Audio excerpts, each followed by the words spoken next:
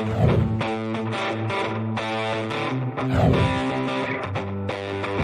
listening to the Cantina Cast, your home for thought-provoking Star Wars talk. Join Albert and Jonesy in breaking down the latest news, trailers, movies, and of course, your favorite characters from a galaxy far, far away.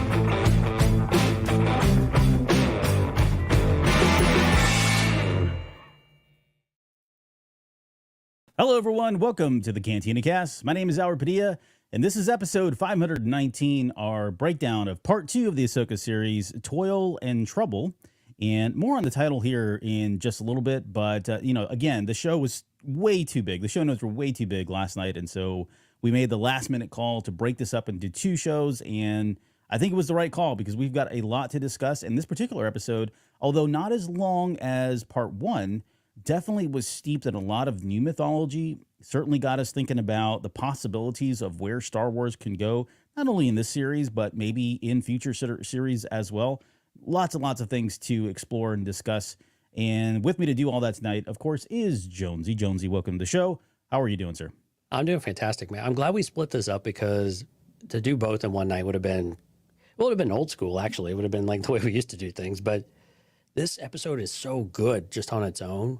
Like, this episode just blew the first one away, I thought. It was just so packed. Oh, man. Steph Green did an amazing job with the directing on it, too. So it just, man, the whole thing start to finish. I love all the different scenes we got. It was just so dense and so packed. Yeah. So many different scenes. It was really great. Yeah. No, I 100% agree. And, we've probably got material here. I mean, we'll see where the series goes in the rest of the episodes, the last 6 episodes here. But there's enough in here that even if they don't touch on everything, and even if they don't circle back around, close any of these loops up, give us the answers that we're all desperately in dire straits of knowing and wanting, right. There's a lot of stuff, content now that we have that we can build upon and speculate and do lots of fun theories and stuff and get it all wrong, which is probably half the fun. But speaking of fun, before we get started, I know you've got some shout outs here. Yeah, people that always get it right are now part of the tribe members: Rob, Mike, Lauren, Dante, Rist, Justin, Jackson, Truckman, Dan, Daz, Isabella, Uncle Leon, Josh, Jacob, and Reader Reborn. Still not used to saying not Steve in there. And then our Delusions of Grandeur member, Rod, CJ, Alex, and Steve. Thank you all so much for your patronage. CantinaCast.com/Patreon. If you are curious about Patreon, we're not going to do another Patreon tonight, but we got one planned for Sunday night that you're not going to want to miss. Albert was plugging it really hard last night, so we hope you can come out for that after the Way Station. So Way Station at 9 p.m., Patreon at 10 p.m. on Sunday. Something else we got, Albert, which is always a pleasant surprise when this comes across, was a 1-star review from our friend Ski Side Jedi. And Ski Side actually sent me a message afterwards and said that I wrote your review. I meant to make it 5-star, but I somehow made a 1-star. Yep. I'm trying to go fix it, but give me some time. But you and I kind of joked about this, and I told him, I was like, hey man, we're going to give you a little bit of a hard time because we get this actually happens somewhat frequently for some reason. Believe it or not, yeah. Yeah, and so I just wrote in the notes, I was like, this is the most amazing 1-star review we've probably ever had. Right. And Ski Side Jedi just put so much thought into this. I'm going to read the whole thing. It's a little bit long, so bear with me for a minute, but it's just really fantastic. It warms our hearts. So thank you so much for taking the time to do this. But Ski Side Jedi says, Cantina Cast offers the best Star Wars content around. They cover movies, TV, animation, books, and collectibles. The best part is the community. Thank you guys. You guys make all the community make it possible. Albert and Jonesy always respond to any comments, questions, or ideas you may have. This is backed up by a great community on Discord. I've been listening since just after the Force Awakens came out. At that time, I was just into the movies. Because of the Cantina Cast, breaks things down so well, I watched all the animation, Disney Plus shows, and have even read a few novels now. I enjoy Star Wars so much after I found Cantina Cast. Great Patreon options too. Shout out to Lauren for great content on Star Wars novels. Cantina Cast offers a positive community if you're new to Star Wars or been a fan since 1977. So an amazing review. A lot of time went into that, and we certainly appreciate it. We know it takes time to go and find the place you want to write the review and then actually do the review, even if it's just a few words all the way to what Ski Side Jedi did here. Sincerely, thank you everyone for doing that. It really does mean a lot to us. It helps the show out as well, especially when they're 5 stars, but we can't win them all. Right. At least, and I want to just express my thank you and gratitude as well. Like, that's a very humbling review. It's very long, a lot of, and I don't mean that in a bad way, but a lot of thought went into this, and They actually it's very listen, nice. You can tell they actually listen to the show. It's great. Yeah, right. That's exactly it. And that's not to take away from any of the other reviews that were shorter. Right, yeah. I mean, we'll take them all, right? But it's just so funny that this happens more often than you would expect, where someone gives us a really good review and then it's 1 star, then they have to go back and they can fix it. What's even funnier is when, someone gives us a 1-star review and it's like all ASCII characters and stuff. Oh, and yeah. We had one that was all emoji one time. Yeah, that was it was fun. all emoji, 1 star. Like, okay, so some kids got, mom got a hold of their mom's phone and went crazy on the reviews, I guess. I don't know. But either way, thank you guys. And if you guys want to leave us a review, please do so out on Apple Podcasts, or you can even do it on Spotify. We'll read those as well. Those are always well appreciated, and they do mean quite a bit to us. So, because you're taking the time to do that, and you don't have to. So, thanks again. Okay, what else do we got before we get into the nitty gritty here? Yeah, before we go, Lauren's got a new Jedi novel archive. She did another post on the Yoda comic, so please go out there to the YouTube channel, cantinacast.com/YouTube. If you want to catch our live streams, we invite you to subscribe to the channel, like the videos you like, leave a comment for us. As Ski Side Jedi was saying, we do try to go out there and respond to as many, or actually we try to respond to all the comments that we can, especially the ones that, solicit a response or are looking for a conversation. And then, of course, come over to Discord and check it out, cantinacast.com/Discord. It is tied to Patreon, so you'll be able to see it's tied to, I think, almost all the Patreon tiers except the first one. So all you have to do is sign up and you'll get access to that. We have an Ahsoka spoiler channel, so you can come out there and talk spoilers with Ahsoka. You can stay spoiler free and stay in the main channels, collecting channels, video games, even a memes channel, because we have to have a memes channel. Which is like super busy all the time. It's mostly Well, Steph. Steph, we love I think her. single-handedly keeps that alive. I think. And God bless her for doing it, because she has some real, I don't know what she's subbed to or where she finds these things, but they're gold sometimes. So thank you, Steph. I'm pretty sure it's all Pinterest, but yeah, whatever. Pinterest, really? I know. Okay. So apparently Pinterest is like Mecca for a lot of things. I had no idea. Well, no shade on Pinterest. I don't use it. They have a lot of amazing art actually on Pinterest. It's pretty great. All right. Okay. No, like good art. No, I'm just saying we got to go. We got lots to discuss here. Oh, we got another 2.5 hours. We got plenty of time. I don't know if we're going to go that long. Although we could, because there's a lot of discussion. you here say that's going to happen. All right. I know you, Albert Padilla. I know.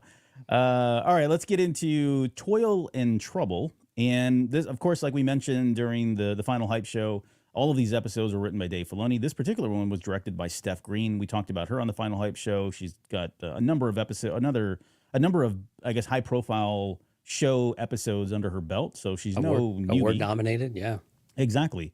And definitely, like, to just kind of echo some of the things that you were saying. I think we were talking before we came on the air about this, but it was a really good episode. Well directed. I thought it was well written. There were all kinds of stuff in here that are just worthy of speculation and theorizing, and we're going to get into some of that here as well. But I mean, overall, the pacing was great. it had no great pacing.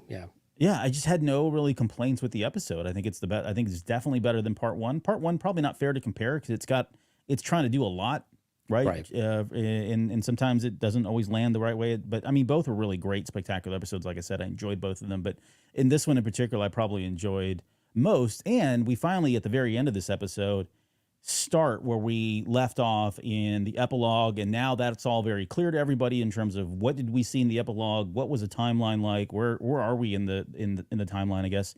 And from here on out, this is all kind of uncharted territory, no pun intended, and we've got to a lot of leads that we're going to follow here. But what were your kind of initial thoughts on the episode? Well, like you said, I mean, each of the characters all had their own moment. I think I got to call out Mary Elizabeth Winstead, because we talked a little bit about the first episode. It was a little hit and miss. Sometimes it felt like Hera, sometimes it was not. I think in this episode, man, she hits all the marks. I mean, not only just the motherly demeanor, but some of the ways that she said things. When she's flying the Phantom, she's crouched over. I mean, some of that is just the attention to detail. Right, and I know that's Filoni and Steph Green, but also it's Mary Elizabeth Winstead pulling it off, right? And the interactions with Chopper. So calling out the Hera character, I think this time was really worth it, because she really did a great job with it. But I think all the characters had their moments. Even Ahsoka did. And Ahsoka, I know, has been, if you go around social media, you'll see that some people are throwing some shade at maybe Rosario Dawson, or maybe just the Ahsoka character seems very subdued. I think that is very intentional. And I think it's supposed to be very subtle, very reserved, very distant, right? We talked a little bit about this last night too.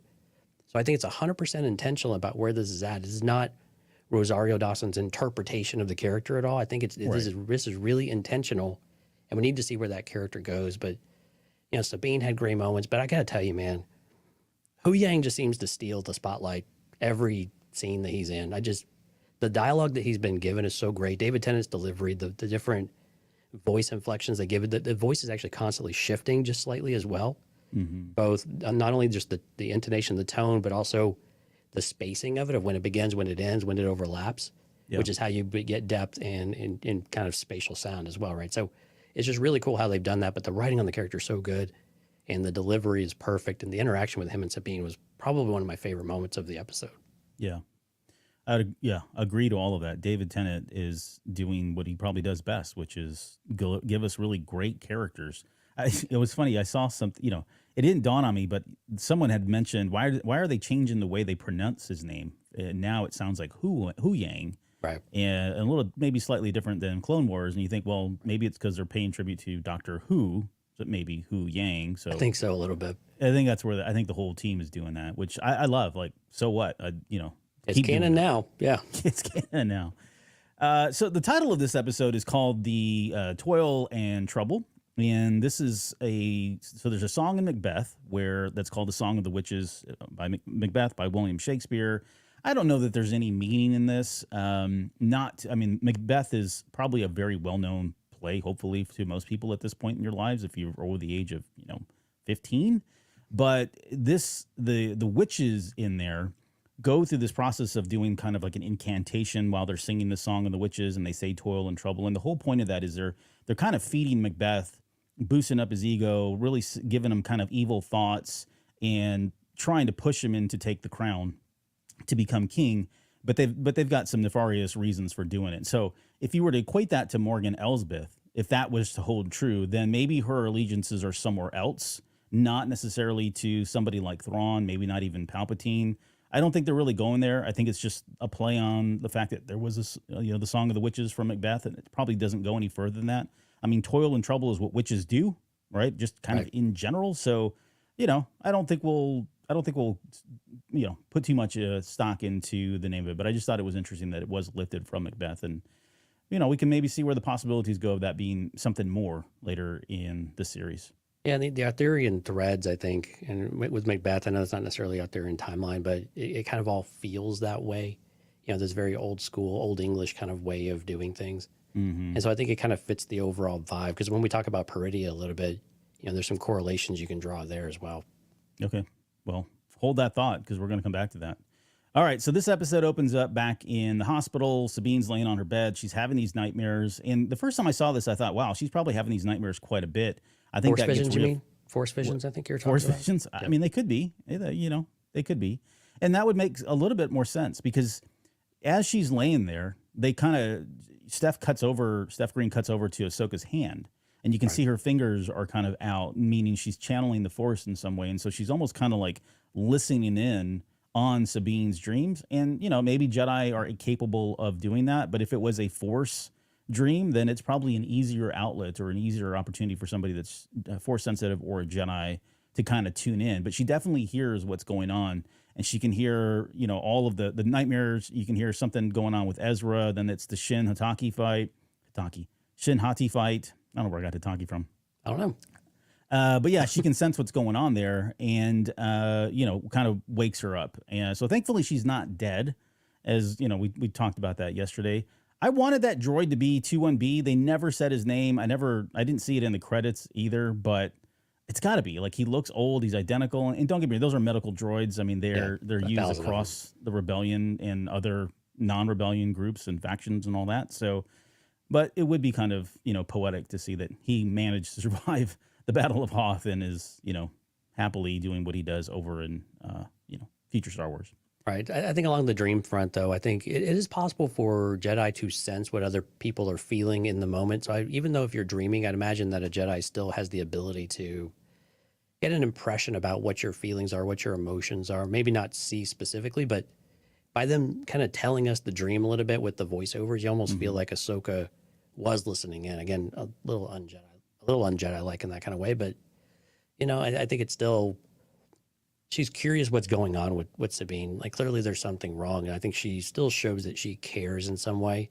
But also it probably feeds Ahsoka's belief that Sabine is just not ready, because she just can't get over the hump, whatever the hump is that's split them up, and whatever's holding her back now, she knows that it's still there. And again, that's why she continues to resist wanting to train her and welcome her back into the circle.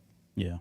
Some of it could be just a relationship too, right? If the master and apprentice relationship, some of that could be playing into her the easy access into something like dreams, if it's not force carried in some way. But right. And so to kind of recap, she wakes up and lets her know that, hey, there was 2 droids, one was destroyed. No, we'd have no map now. We don't have a starting point, and you can see it all over Ahsoka's face. She's very, I guess, disheartened by it all. In fact, she walks away with that comment of like, "No, you've done enough. Like, stop it." And this comes up a little bit later in her conversation with Hu Yang about, what Ahsoka wants, or I think it was with Hera actually, about how she's feeling about Ahsoka and what she thinks Ahsoka is kind of feeling towards her. All right, so then we get into, I guess, some, the first part of the Cetos map area, if you will.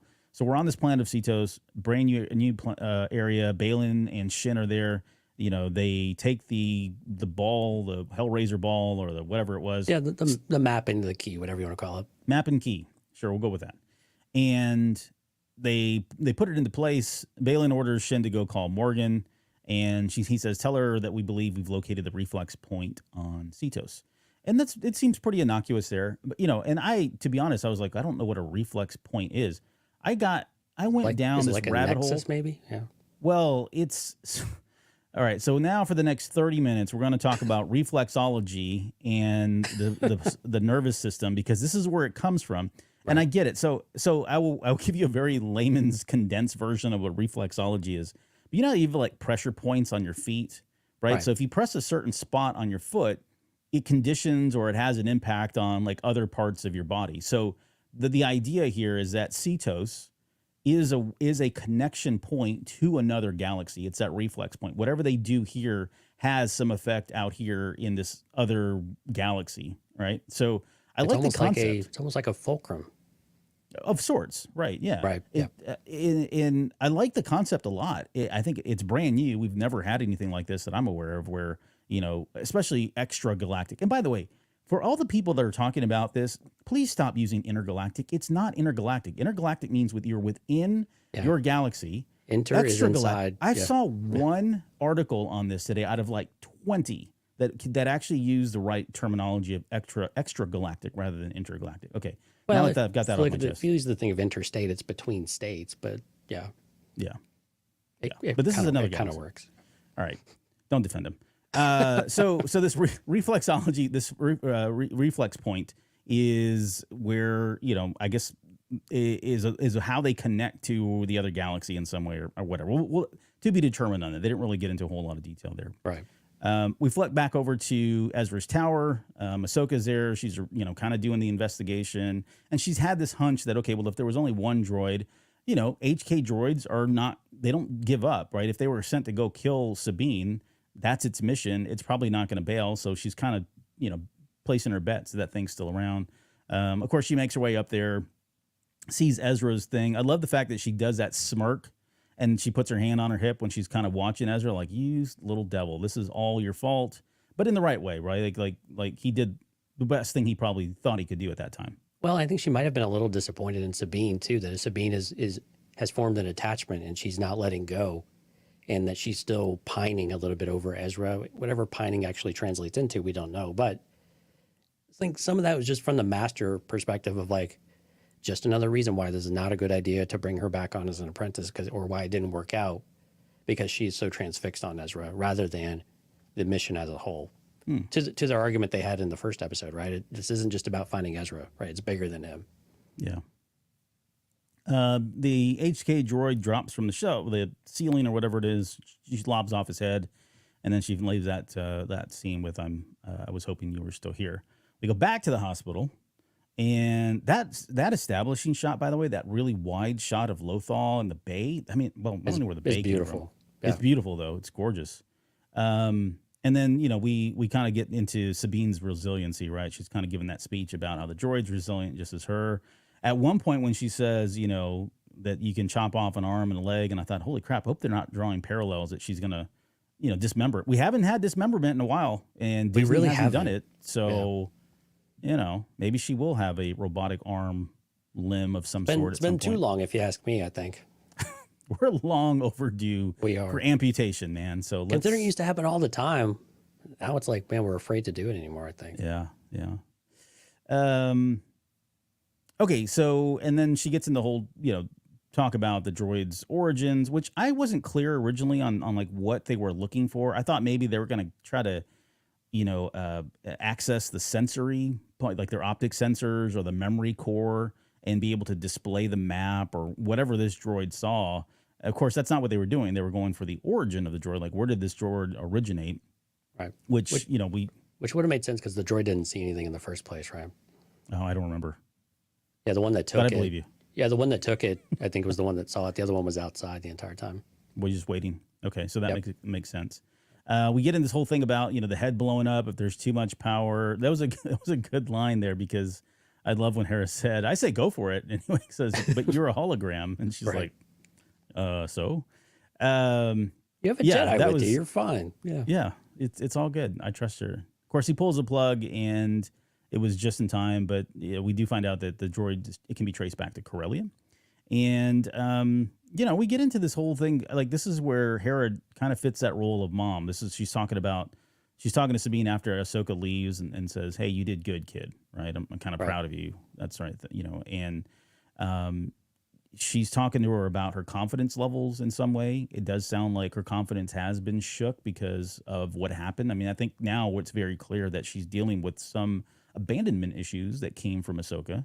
Absolutely. And that abandonment could have come from what appears to be either Ahsoka just felt like she was not getting it, wasn't coming along in her studies, wasn't enough to be a Jedi, and that was putting a lot of pressure on Sabine, and so that kind of drove a wedge into the relationship. In addition to whatever it is what they were doing, right? Like if they were still, trying to get ready to go fight or find Thrawn and find Ezra, this was getting in the way of things. Ahsoka just didn't feel like she was ready. Well, I want to come back to this a little bit because it does feel like there's a lot of pressure that's being put on her. Even still in this episode, it feels like there is some added pressure that's coming from Ahsoka. And I kind of want to get your thoughts on where that's coming from. Is that trickling down from from Ahsoka and Anakin's relationship? Is it something else? But, we'll come back to it in a little bit, I guess, because I've got some thoughts here. But sorry, it's actually right now. I actually want to talk about this now. Sorry, I was lost in thought, and I was like, nope, I'm going to control myself. I'm not going to go down there, and it's up yet. All right, with that, let's just do it. Rip the Band-Aid off. Rip the Band-Aid. Okay, so for Ahsoka, I'm not saying it doesn't seem uncharacteristic, because right now we don't know where her headspace is, and we know that she's been through some stuff. I think that's why we're getting the brooding, and we're getting the Ashoka, as a lot of people are calling her right now, because her hands her arms are always crossed, and she just doesn't seem like herself. But it almost feels like she's been too hard on her, that she's been too demanding of Ahsoka, maybe expecting her to do too much. Not being a Force sensitive, at least right now that we can see. I guess she's in tune with the Force, as we all are, but she's not like a Jedi Padawan. She isn't somebody that is strong in the Force. But does that track with the relationship that Anakin and Ahsoka had, or even like Yoda and Luke? Like, Yoda was kind of pushing Luke pretty hard. Luke was older, and I guess that all kind of worked out in the end. So it's not uncommon, I guess is what I'm saying. It's not uncommon to see masters push their Padawans in that way. Eventually, they all do come around, but is it unfair for her to do that to somebody like Sabine, who, again, is not Force sensitive? This isn't something that should be coming naturally for her outside of her own personal experience and as a Mandalorian. Yeah, and I guess we don't know if it's the Force part that Ahsoka has any kind of... We don't really know how Ahsoka feels about that. I mean, clearly by the end of the episode, something else has changed. But even to Sabine's own words here is that, it worked for a while until it didn't. Mm-hmm. And so I don't know that there's a lot of that reservation for Ahsoka. I think for Ahsoka, it might be more, but we talked a little bit about this. This is kind of the debate, is what does it mean to be a Jedi? Can you be a Jedi without really wielding the Force or being really strong in the Force, right? Clearly, if you're not strong enough in the old days, you wouldn't have passed the trials and you would have, you would have phased out, you would have burned out, and it would have been given a job in the temple, in the library, or something like that, right? So, or something to that effect. So I don't know that she would really equate much of it to that, of that frustration. I think more it's just that bullheadedness of, can you get over that part of it and look out beyond yourself, or beyond this one mission that you feel like Ezra gave you, or that you feel compelled to do for Ezra. And I think a lot of it still comes back to that. I think some of the guilt, though, and the shame, I think maybe that Ahsoka carries with her, probably does get projected onto Sabine. I mean, that's just natural, right? That's what it means to be human, so to speak. So I think for some of that, it probably does come and fall on Sabine. I think we've seen that with other relationships as well, and maybe with Ben Solo as well, with Luke Skywalker, living up to your heritage, living up to your family, right, living up to the people around you. Sabine feels like she's got to live up to not only Ezra, but also Kanan as well, right? So there's a lot of pressure on her. She feels like she's carrying on that legacy. So for her not to be able to fulfill that in any kind of way, and any kind of Ahsoka criticism that she gives, probably is amplified quite a bit at the same time. Barb's Basement asked the question, super familiar with Rebels lore. Is Sabine Force sensitive, or did I miss something? The short answer is, as far as we know, she's not Force sensitive. Skywalker's Academy chimed in on a good point. Kanan says that she's blocking something when he and Ezra train her with the Darksaber. And, and that can, and honestly, we've never really got an answer to what it was. A lot of people have interpreted that as being, hey, the Force is within you and you've got to unlock it and you're blocking that. Or it could just be what we saw with like Mando, where it's more about the confidence and it's about, wielding the Darksaber. That was holding her back from being an effective fighter with the Darksaber. So it could be one of those or some combination thereof. And then we kind of speculated on this during the Sabine Wren breakdown episode that we did on our Road to Ahsoka series, about whether or not she was Force sensitive. And I don't know. I think in my heart of hearts, I feel like at least right now she is not Force sensitive. And I think what Hu Yang says to her a little bit later probably reinforces that in some way. Does she have the potential? I think yes. I think everybody has probably the potential. I don't know. And again, this is Filoni he could be redefining some of these things, right? There's no precedence that's been set where somebody suddenly comes in and like, oh, I've never been Force sensitive, and now if I work really hard, I suddenly am, right? That has never been done. Could it happen with somebody like Sabine? Could this be kind of a one-off thing? Maybe, maybe not. But I like the idea of her never being Force sensitive. I like the idea of her rising to the stature of a Jedi, right? But not necessarily being Force sensitive and being effective in that. She has enough in her background, I think, to do all of that without having to actually be Force sensitive. So I don't know. What are your thoughts, I guess, on that? Just to kind of, has anything changed since we last discussed it? No, I mean, I think some of it comes back to midichlorians. I hate to even bring it up because I know it's a sore subject, but I mean, Jonesy, do you want to talk about midichlorians, huh? But I mean, if we're Filoni and we're a student of George Lucas, right, midichlorians are your ability to. Now, she's probably never been tested. They don't seem to really do that anymore, so we don't know, to be fair. But I think some people don't manifest the Force until later on in life. So to say that she's not capable at all, I think, and it's impossible, I think would be a mistake to say that. Now, the older she gets, and you were kind of speculating she might be around, I think, maybe like 30 years old or something like that, right? Maybe that wasn't you. It may have been somebody else I was talking to. But depending on where she's at, right, she's in her late 20s, probably, maybe 30. Yeah, probably mid-20s. I can do the math real quick, or I can go just look it up. But go ahead. Sorry. Yeah, so anyway, she's firmly an adult, right? So for an adult to show Force abilities that late, especially anything noteworthy or of note, usually at that point, if you've not used the Force and you had it in you at all, it's probably dissipated and no longer valid and no longer tappable in that kind of way. So it seems unlikely. But again, Filoni's not above rewriting the rules a little bit too and continuing to evolve it, that we learn new things about the Force. Because Lucas, even though Lucas was fairly rigid on a lot of things, he was okay with doing that from time to time too, whenever he felt it fit the story or felt like we needed to take the Force or something in a different direction without fundamentally changing the Force itself, right? And I don't think this would change the Force, but it definitely changes our perspective about who could wield it and when those abilities might manifest themselves. Yeah. Yeah, I did confirm she was born in 21 BBY, and we're about 9 to 10 years after that. So, yeah, quick math is 29, 30 years old-ish. Well, quick math's like 30, 31. But yeah, anyway, so yeah, it works. Almost in the 30. ballpark. In the ballpark. That's right. Yep. Okay, so so now here we get to like some of the, I guess, the richer content now. We'll go back to Cetos, and this is where Morgan Elsbeth comes off her little ship.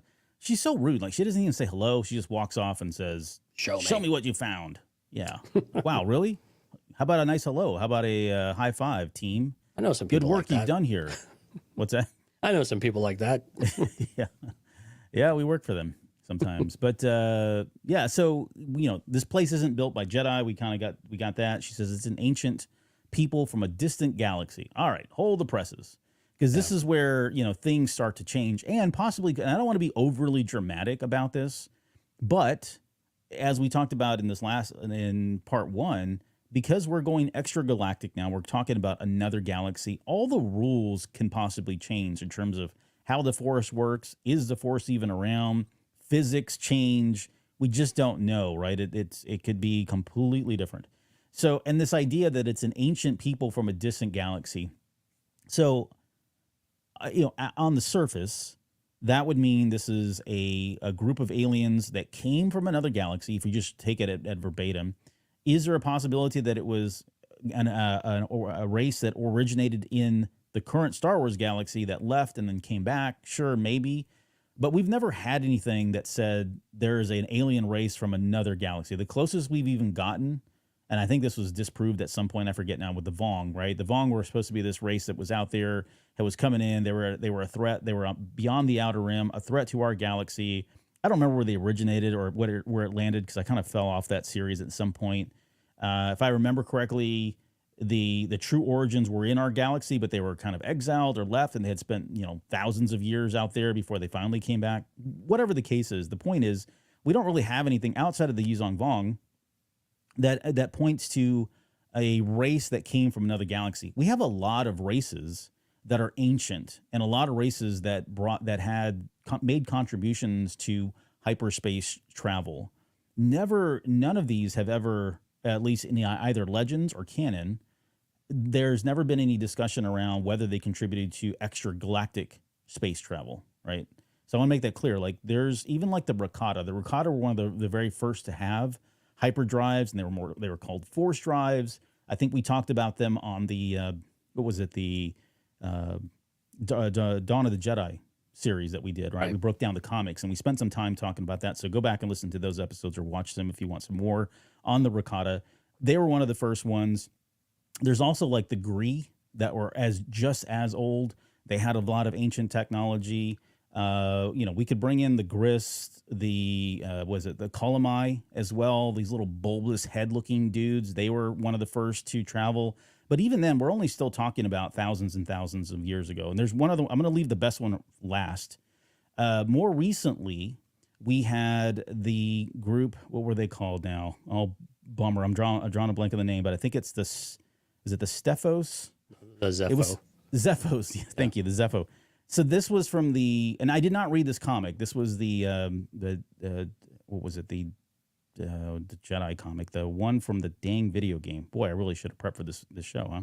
Yeah, Jedi Fallen Order, right? Yeah, Fallen Order. Thank you. So in that comic series, they mentioned these, and these guys actually are the ones now that were, I guess, settled Dathomir, and they brought the Force to to Dathomir, and so that feels like a natural connection there. But they never really gave us a timeline in terms of how far back they go, nor do we have any reason to believe that they were able to travel in between galaxies. Again, it's like an incredible feat to be able to do so. Okay, right. So we can talk about those two, but the one I think makes probably the most sense here, and I think this aligns with maybe what Baylan Skoll says in just a little bit, are probably the Celestials, because the Celestials have been around for like 1 million years, so they're ancient beings. They are kind of like they do reign with ultimate power, to kind of coin a phrase, or power like you've never known. So maybe that certainly aligns. And it would explain. It would be very convenient to bring in something like Mortis, kind of bring it back to Mortis, since and the world between worlds, and probably a number of other things that I'm thinking of right now. But I guess if you had to pick your poison here, if you had to choose one of these groups, or maybe even one that I didn't mention, when she says ancient people from a galaxy, do you think it's any of these, or do you think it's some new race, or some new race that we've never heard of, or Filoni saying, I'm going to take one of these old races from Legends, put a different spin on it, and suddenly, maybe the Rakata could travel in between, galaxies. It's one of the things. Sorry, I just want to remind everybody, we did get the Rakata officially referenced in Andor, Right. so that is canon. It's no longer Legends. And I think we also got the Gree mentioned in something else, and I forget what it was. So they're kind of dropping these little hints here and there that these things do exist, bringing them into the fold of canon, but not necessarily getting into a lot of detail, which gives them that liberty to kind of pick and choose what they want to do and make it up as they go along. Yeah, I think it's I think it's going to be someone we've heard of before, because I think that just makes more sense. I think with Filoni creating new, I'm not saying that they won't create a new species or new race or something like that, but I think for Filoni, he likes drawing on the past and not always the obscure stuff, but things that we just haven't had in a while. I think the other aspect, when she said, thousands of years ago in an ancient, that's how she talked about the Dathomiri witches too, right? On Arcana. And again, we look at the structure of the map room with the big pillars and the carved out crescents, the same as what she has on her forehead too. So there's some connections to some of that. So if the Zepho do have a connection with the Dathomiri witches, which they presumably do, then some of those all make sense too, and they link back to Arcana, and all of these things start to line up why it would have been there in the first place, right? Some of the statues do have a little bit of a resemblance to the Zepho, although the Zepho head shape is a little bit different, but you could use artist interpretation on some of that stuff maybe. But so I kind of like the idea that the Zepho would keep. I like the idea probably because I just like when the comics and the video games get a little love and they actually get drawn into live action, because the books do it from time to time, but the comics and the video games get like no action whatsoever. Right. So I think it would be really cool for those to come in. I like that idea of them coming in. I don't think that the Yuuzhan Vong, I know some people kind of want it to happen. I think most people kind of realize it's not going to. I don't think this is the right situation or the scenario for them anyway. And it doesn't make sense, right? What we know about them, they'd have to completely rewrite it. And I don't think that makes sense either. So, yeah, right. Yeah, so with that, on those lines, I just don't think that works. The Celestials, though, does really feed into what Balin said, though. And this is the part that always kind of gets me, is like, you have somebody you have someone who could do this at least at one point, travel between galaxies, because like you said, it's not a small feat. And how you do it, and how you do it and not take lifetimes to do it, or 100 lifetimes to do it, you start to wonder about time and space, right? Mm-hmm. Which is what we get dropped a little bit later on too. So there's a lot of question marks in there about what that actually looks like. So I think you're kind of right, though. I think we're circling the wagons are really around just 2 or 3 different bodies here that are capable of doing this, but we'll have to wait and see as to what does that actually turn into at the end of the day. Yeah. I'm just going to call him Barb, but Barb says there's no way the Vaughn could be brought back into canon, which I'm fine with. I love NJO, but why? I get folks, I don't, but I get why folks don't like the Vaughn. Yeah. If you were around Star Wars during that time, oh man, it was like bloody wars happening. I know. I feel terrible for those people that hated the Vaughn, because I just think they're wrong. But yeah. See, you're still throwing Molotov cocktails over here about the Yuuzhan Vong. So right. But yeah, I'm with you too. Like I don't know that we need them back. I love what they bring to the story. We don't need them in this story, but we don't need them in this story. Yeah, right. Yeah. Save it for Rey. Let her figure that out. Bring Mara Jade back, and then we'll talk about Vong. Yeah. Oh, maybe they have in Shin Hati. But more on that on Sunday. More on that on Sunday. Hand. Shh. Stop it. On Sunday. Shh. Okay.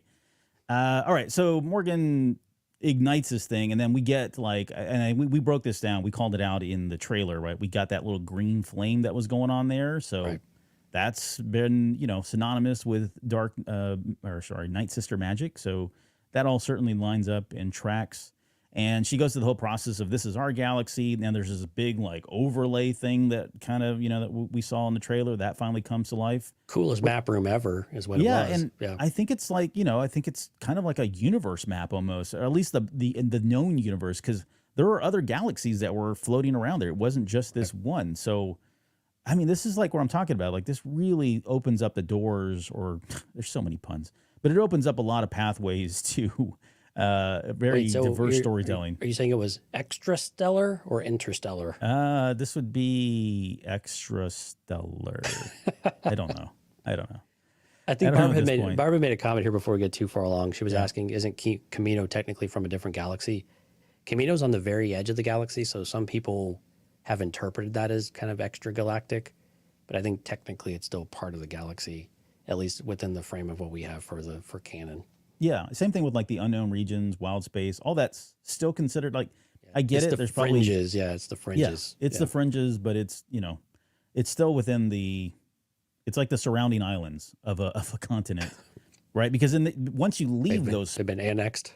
yeah, exactly. But once you leave those annexed spaces, right, then you go through dead space. Like there is nothing around for light years and light years of space. So that's how I think they distinguish that. Okay, but so we get this overlay, this universal map, more galaxies there. We can definitely see the Purrgil in the maps as well. So they're kind of just signaling that we're going to get them, although we know that they're already coming. Maybe foreshadowing that they are able to travel between all of this. And then we get this name of the pathway to Peridia, as the final destination where Grand Admiral Thrawn has been banished to. And so the question that I think everybody's asking or trying to answer, or at least speculate on, is what is Peridia? Because Baylan says this is the story of, stories of old that the younglings would be told in the Jedi Order, fairy tales, right? Tales that, and then Morgan says they're tales based on truth. Right. I want to try to spend a little bit more time on Sunday talking about this if we can, but I just high level. Any thoughts about where they're trying to tie or what Peridia could possibly be and how they're trying to tie it into all of this? Well, I talked about at the beginning of the show, like the Arthurian connections. And it, like, to me, when I was doing a little bit of research, I was like, man, it kind of feels a little bit like Avalon a little bit. This is where Arthur went and disappeared to, and I believe healed or something like that. I'm not a historian in this in respect, and I didn't really follow a lot of that very well because I didn't like reading when I was a kid. So, I mean, but it kind of felt like that a little bit, and it's not the same, but there's some parallels here. And Arthur legends feel like fairy tales, and they feel like kid legends and things like that you're told while you're growing up, and you take lessons from them. The Knights of the Round and everything else. So it just had that correlation with me that there is something unique about this location and special about it, and within the context of Thrawn, and maybe even with Ezra in that regard. Yeah. I can see where that certainly would come up. I've got other theories and thoughts about what this could be. Again, going back to what he says later about the power, right? The Celestials itself. I mean, as a kid, well, I don't know. I'm kind of torn because on one hand, the Jedi are taught that when they die, they become one with the Force, right? One with the living Force. So there's no concept of like heaven, right? But there are probably concepts of areas where the Force is so powerful, you become so imbued in the Force as a living being, not necessarily in death, but as a living being. And I know this kind of starts creeping into, the Sith and their quest for power, right? Ultimate power and life beyond death and all of that. But it's got to be kind of like you said, like a Avalon or, a Valhalla of some sort. And again, not to bring in the death component of it, but just like this magical place where everything is wonderful for the Jedi that's never been, no one's ever gotten there, but they tell kids it does exist. And if you ever find it, that's, true enlightenment happens, right? Power, the likes of which you've never seen can happen to you should you ever find this place. And what if it's something like Mortis in some way, right? I mean, that's probably a bit of a stretch, probably very much a stretch. But when I think about what would be a Jedi or what would be a tale for Jedi children, something like that really does come to mind as well. But yeah, just something that just feels it's just so full of life to where even your physical form has this almost like luminescence to it, right? You're like you said, you're so imbued with it that you just take on a different way, and maybe you're able to connect to the cosmic force in ways that you're not normally able to do without the training and having gone to the cosmic force and transferred your essence. So really cool concepts there. And again, to your point, for many months now, are we going to learn something new about the Force within the context of the series? And as we get further outside of our galaxy, those possibilities continue to, the opportunity for those possibilities continue to increase. Yeah. So we get Baylan kind of takes a pause and he's trying to question. I mean, he's questioning Morgan, like, are you really serious about this? Like, again, because in his mind, this is fairy tale stuff, right? I think what was the wording that he used? a little bit later, talking about hopes and dreams, right? Fractured hopes. Right. Like this is, there's no proof. Like, again, fairy tales. And she's very much confident that this is going to happen, right? And we'll talk a little bit more too here about the fate of all of this and how she sees it. But then she does, before that, she gets into this whole thing about it's, across time and space, which, okay, so again, Star Wars, we don't really mess with time much. We did it with the World Between Worlds. Right now everybody's asking the question about where are Ezra and Thrawn. The minute she starts introducing time into this, then it's like, when are Ezra and Thrawn? Where are they? When are they? And, going back to how do you get somewhere that far away? Well, again, if you in order to get there, that requires time. If there's some, wormhole or whatever it is, the power of the Purrgil that they have, they're able to traverse this without time necessarily passing. Or maybe it does pass. We just don't really understand where all this is going to go at this point. Yeah, it might be like the Loth Wolves, right? The way that Loth Wolves, you could interpret that as time and space, because it kind of felt like hyperspace, it was still something different, right? Yeah. And that you're on the ground and they all kind of pass out afterwards, but that you could withstand hyperspace is just unthinkable at this point, right? Yeah. Yeah. And so, but clearly there's something that happens that's very unique with the Purrgil that also protect you from whatever's going on for them to survive that journey, much like what we have with the Loth Wolf. So there is something very unique about it and very possible to where time and space could mean it's not necessarily, I don't know that I agree that it's a when quite yet. I don't know that I feel that way, but I like the idea that time does not work the same way as the distance would equate. It's almost like a parsec, right? What is a parsec? And we could argue what a parsec actually is with the way it's been used in Star Wars, and it's used interchangeably, right? But I kind of view it in that kind of way of the time it takes you and the distance are not always, it's not always a mathematical equation that makes sense, if that makes any sense. Yeah, no, it does. It does to me anyways. And then, she says, Thrawn calls out to me, and it's in that moment we kind of hear like these whispers, right? And you can chalk this up to like the Dathomir witches' spells or demons or spirits of some sort. Very similar to the kind of the chanting that we got whenever Darth Maul made his presence, right? He's, of course, from Dathomir, so there's probably some correlation there. But I guess the question that will be, and again, we're going to get all these answers. I would expect us to find out what Peridea actually is, because we're going there. I mean, it's very clear that we're going there. Right. But I would imagine we're going to figure out how Thrawn has been in contact with her. I know a lot of people are really upset about this and saying, how is it how is it that he's talking to her? We don't know, and Filoni's got a lot of room here to play with this thing. But it feels like she's definitely getting some signal from him that she's alive, and she may be the only one that is propagating the rumors that he's around, and it may be enough for somebody like Morgan to propagate those rumors because she probably had a lot of clout with the Empire and was a pivotal character. Yeah, or Filoni's messing with us, and we're going to get something totally different that is messing with Morgan Elsbeth and giving her those signals, like and impersonating Thrawn, or to where appealing to what she wants to hear. And so but it's not necessarily Thrawn. It could be something else, but that seems unlikely because Thrawn has continued to be the position of the villain, right? So yeah, it's something to that effect. But again, what's special about Peridea and what's special about the environment and the situation that they're in right now? Because I think that's what matters. That's what makes those things possible, right? Yep. There's she talks about the threads of fate do not lie. So in her mind, this is all kind of predetermined, predestined, right. In terms of all of their actions, this is all going to happen no matter what. So that's why she seems overly confident about everything, right? She's just relying on fate. They talk about the Eye of Sion, which we got to actually see at the very end of this episode, which is some kind of it looks very similar to... It's the biggest hyperspace ring you've ever seen in your life, right, is what it is. And I think that's massive. Exactly what it is. I think it's got like 7 hyperdrive or 9 hyperdrives in it or whatever it is that the dude in the shipyard said. Yeah. So it's massive. It's huge. We see the scale of that there at the very end of the episode. But this Eye of Sion, Sion getting to Zion, right. Similar there. So again, we're still talking about these like utopian places that people aspire to go to, where everything's wonderful, perfect, power exists, wealth beyond your riches, or riches beyond your wealth, or whatever that is. It all leads to the same concept here. He says that Mark will complete his task, saying he'll deliver that last missing and it's not even a Star Destroyer. This is a Super Star Destroyer. She kept saying an SSD, and I was like a hard drive, like a solid state drive. And it's like, oh no, that's a Super Star Destroyer hyperdrive, which is much larger.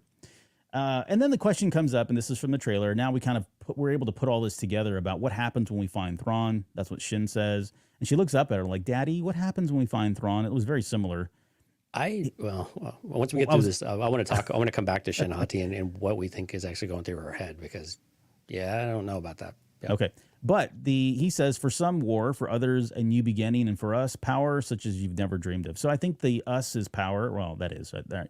But when he says for some war and for others a new beginning, who's he talking about in those? He's got to be thinking about somebody. Yeah, with the new beginning. But he has a smile to that too, right? I think there's something about, again, we need to know more about their history. Like, where are they coming from? Why are they, what's driving them? What is their motivation? What has burned them so badly that they're joined up with these people in order to really cleanse everything and bring back the empire effectively, right? Yeah. And again, knowing Balin, he probably views this in a much bigger, and like I can know him at all yet, but he probably views it a much bigger picture of what's going on, and they don't necessarily get bogged down with what this war will look like and things like that. But again, I think you're not happy with how the galaxy is going. Something has happened to them in the past. So the opportunity for new beginning, but the power one is the really interesting one of like, what is it that they want to do? And I've been asking this question for, it feels like weeks or months now. What is it that really drives them? What is it? Is it something personal? Is it something from their past? Is it a loved one for Balin? Like, what is it that he craves this power for? And it's really the first time we've seen him want something and really yearn for it. And you really understand the dark side kind of coming out in him in that moment. Yeah, we saw a little bit of it in episode 1, but I think in this moment you really start to see it come out. And I think that's where Shin Hati's expressions, or lack thereof, like you see, like we were talking yesterday, that she conveys her emotions really well through subtle facial movements in her eyes. Mm-hmm. And some people just say that she's doing the same thing over and over. But no, I think in this one, she actually looks at him with concern and almost fear in some kind of way, right? She doesn't know the person that she's seeing all of a sudden and what this means. Like, he's talking about himself. I think she's almost doubting, do I fit that mold? And do I really know what I've signed up for at this point? I like that thought. And what we tell you, it kind of fits into, I think, what you were talking about maybe last week in the final hype, is do at some point their goals no longer align. She seems to be very much the dedicated apprentice, right? Yeah. There's not a competition or anything like that. She's very subservient to him, follows his orders, asks a couple questions, and is like, okay, you gave me my answer. I'm gonna go do the task you gave me now, right? So right. Is there something, to your point, where at some point they do have a break in what their aligned goals are, where she starts losing trust in whatever he's doing and what their mission was at one point and what it's become now? Not that dissimilar from Ahsoka and Sabine, right? Yeah. Well, and I have a lot of thoughts, and I'm kind of biting my tongue because I do want to save it for the Patreon episode this Sunday, which we'll get into. So we'll get into kind of some thoughts, some theory, speculation on, what do these guys want? Or is it the same thing?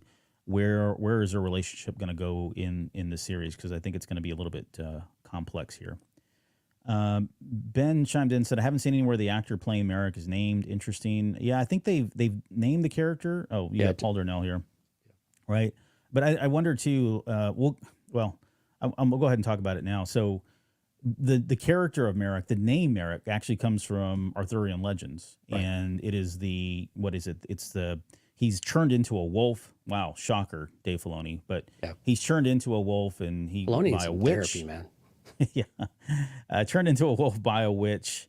So all of that, that may be the only coincidence there, but I do like the fact that it kind of ties into what you were saying earlier about Avalon and Arthurian legends there. But it feels like he's just kind of pulling from a lot of different things, which what you would expect him to do, because honestly, that's what George Lucas did when he did all this. So we'll get into Merrick too at some point. Like I think the jury's still out, and yes, I've seen it. It's all over the internet. Sam Witwer is listed on the credits at the very, very end, providing voice talents. And so a lot of there's a lot of fire right now about Merrick possibly being Sam Witwer under the mask there, playing him, and he's going to be some character. Grunting? Okay. Well, they get credited for grunts, and they get credited for noises and everything else. So Yeah. Okay. Balin at that point sends Shin to Corellia to go help Merrick, and we get away from there. We go back to the shipyards, and this is where we finally get to meet. We see see Hera for the first time, in real life, no longer a hologram. And they're at this Imperial facility that Morgan was kind of running at some point too. We got to see the Phantom 2 for the first time. By the way, they did such a good job, especially that little sequence at the very end, the action sequence. Right. That thing is done in such great detail that it's just made my heart sing the entire time. Again, to our disappointment, that was not AP5, just another RA7 droid. But right. We got Chopper, and we'll get a lot more of him a little bit later. But we get some background on what Morgan used to do, right? She used to she was providing materials to the Empire so that they could build these Star Destroyers, and that they were now removing the hyperdrive cores from Imperial ships, Star Destroyers, Super Star Destroyers, whatever it is, repurposing, retrofitting those into the existing New Republic ships. And I think all this makes sense, and it aligns with like Mando too, right? You can't, what does she say? You can't, what was the line? An empire just doesn't become a republic overnight. We talked about this. It's not like... It became an empire overnight, just saying. But well, yeah. Yeah, that's true. A little bit different there.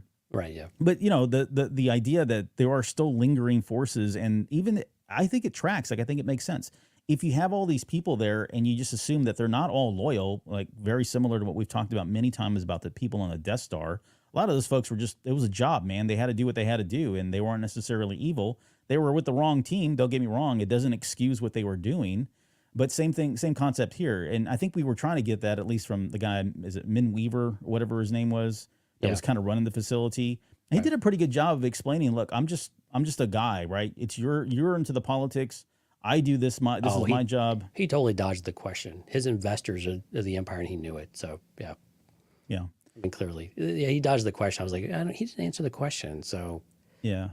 He's sus, as the kids like to say. Oh, geez. But the point is, there's a lot of people that are still doing jobs, and so I mean, if they want that to go, Andor, we saw it with Andor too, right? With the program, what was it called? Oh gosh, what's the Imperial? When they were bringing the ex-Imperials in, and they had to, they would go back and start to work for the Republic and all of that. Oh yeah, that was. Wait, you talking about? You said in Andor, right? Yeah, and it was in Mandalorian. You're right. It was Mandalorian. Yeah. Yeah, my bad. No, you're good. You just edit all that out. Yeah, that was with Elia Kane and all Pershing, the other and Pershing and all those other shenanigans, or the other guys that were there. I've got too many people in my head saying there's so many Andor correlations with some of this, and I'm just not seeing a lot of it. I see a little bit, but not a lot. No, more Mando than Andor. Yeah, more Mando. Yeah. More Mando than Ando. All right, so we get so Hera's, at this point she makes a case for Sabine when they get a moment there about becoming an apprentice. She says that Sabine needs structure, maybe Ahsoka needs structure. I think we probably would all agree at this point. I love the fact that she's able to kind of have this very candid conversation with one of the greatest Jedi we've ever had, right? And it's part of it stems from their past relationships, but she's very blunt and very honest with her about these types of things. And I think what she's saying is that, the best chance that they both have is them working together to get through all of this, right? So why not team up together? Why, even if they didn't have to do the training again, they were trying to leverage Sabine's intellect and her intuition to help unlock some of these things. And again, she's probably making a case as a mother would for their child in a lot of ways, the way she's kind of talking about her. But I think all this makes sense. And you can see Ahsoka really kind of trying to take it in, but I don't think she's convinced yet. And it's a pretty drastic turn, I would say, because even now she doesn't seem like she's really receptive to the idea. But then, by the end of this episode, she's ready and okay, I'm ready kind of thing. Yeah. So what do you think about that? So when Hera asks Ahsoka, what makes someone ready? And she said, you just know. And if she would have left off at that, I would have had a problem with that. But then she said, but so do they. Yeah. What did you think about that when you heard that line? Did that track for you? That makes sense? I in some ways it does, but like Ahsoka, I wouldn't say she's lived a privileged master and apprentice life, but she had it like during the normal times, like they're assigned a Padawan, and we know from the Dooku books, we know that whole process, right, where the masters pick them and they come to them and Masters are called to their apprentice, but Ahsoka was a little bit different in that regard. But yeah, 'cause she was assigned to him. There's a process, right? Yeah, there's a process that exists. So they don't have to necessarily like. I don't think that tracks where, at least in those circumstances, it was never about, is the Padawan ready? Yes. Is the Master ready? Yes. Okay, pair them up. That didn't happen. That didn't happen with a lot of the Jedi during the High Republic. It didn't happen with Anakin Skywalker because clearly he was not ready for that. Nor was Kenobi, you could argue too, But they did it anyways. So for her to say that, for me, it says, okay, well, maybe she's talking about now, given that there isn't a Jedi Order and there are a lot of rogue, maybe Force sensitives that are still out there. Maybe she's talking about the Jedi that survived Order 66. But I don't know that. Well, maybe it does track. Maybe it's such that at this point, the only way this could really be entertained is that both parties have to agree. Like they're not in a position for one to be like, oh, I want to do it. You got there. Yeah. Yeah. Right. And I think that's it. I think if we look to Bad Batch and Omega, right, I think it's that similar story as well, to draw that correlation of not only did Omega have to be willing to buy into the squad also had to be willing to let Omega in. It takes both parties to really make it work, because if both are fighting each other the entire time, you never jive, you never gel, and everything just falls apart, and you have a very contentious relationship. And you could argue that Obi-Wan and Anakin were like that in many ways, where they were very much in sync and they were like brothers and they got along really well. Mm-hmm. But Anakin never really truly fundamentally believed in Obi-Wan, and Obi-Wan never believed in himself either to be able to train Anakin to the way that Qui-Gon would have either. So there's a lot of connections and correlations you can make there, but it definitely takes both to buy in and be committed to it and being committed to support one another. And Huyang kind of makes a comment in the ship too to her, like, I'm not a Padawan learner, in the co-pilot seat. That's who watches your back, right, from episode 1. Yeah, right. So to that extent, you have to have both in order to kind of make the partnership work. So I thought it was a really telling. Again, if she would have stopped it, you just know, I would have been like, well, that's a crap response. But when she came back and followed it up with, and so did they, I think that's really important. Both have to really buy into it. Yeah. And I think that's the problem here. Like, we definitely get a sense that Sabine doesn't have the confidence.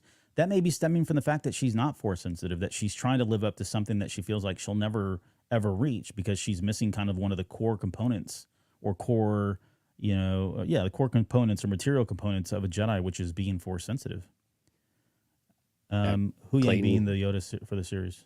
Yep. Yeah. Huyang being the Yoda. That's right.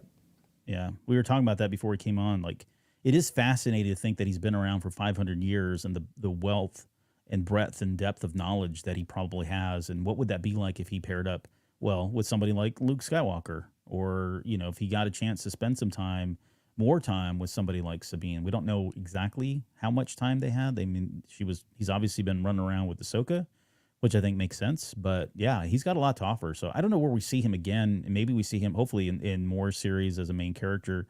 Although I think I predicted that he would die in this series. Man, I shouldn't have said that. I hope he just goes from 75% parts to maybe like 63% or something. 63 original parts. Yeah. Right. I don't want him to go away, but if he loses a piece, that doesn't count for dismemberment though either. Droids don't count. That's fair. Yeah. What if he's got a ball on like he loses his legs? Just stop it. Just move on. Just move on. Like BB-8, but he's Huyang. It just. Yeah. Okay. Just rolling around. Okay, so we go back to the hospital. I like the tight shot there on the little Bacta patch that was there. You can see the Bacta being pumped into that little IV kind of thing. The tube, right? Yeah. And this is a great moment, man. This is where Huyang's talking about, I see you got a lightsaber there. That was Ezra's. Served him well, but now you've modified it. Now it's yours. And I don't think she really believes that, but he's got a point. And we can cite so many other examples of where this has happened in Star Wars, whether it's the lightsabers that were passed on from Luke to Grogu is probably one of the more recent examples. There's the obvious examples of the Skywalker saber being handed off. Wait, back up. Did you say Yoda's saber that Luke passed on to Grogu? Yeah. I can't with you, and I can't with Stephanie right now. What if we can't recognize him because of his red arm? That's my line. That's a good one. I like it. Way to go, Steph. Right back in Jonesy's face. That'd be great. What if they gave him a red arm? I would die. Okay, so I'm glad you picked up on that. So I was in disbelief that you went there. Well, yeah. So anybody that's not listened to, I don't know, the last couple of years on these shows, I've been saying that Grogu still gave him the lightsaber, and in my heart of hearts, it's probably not true, but I love to make fun of that.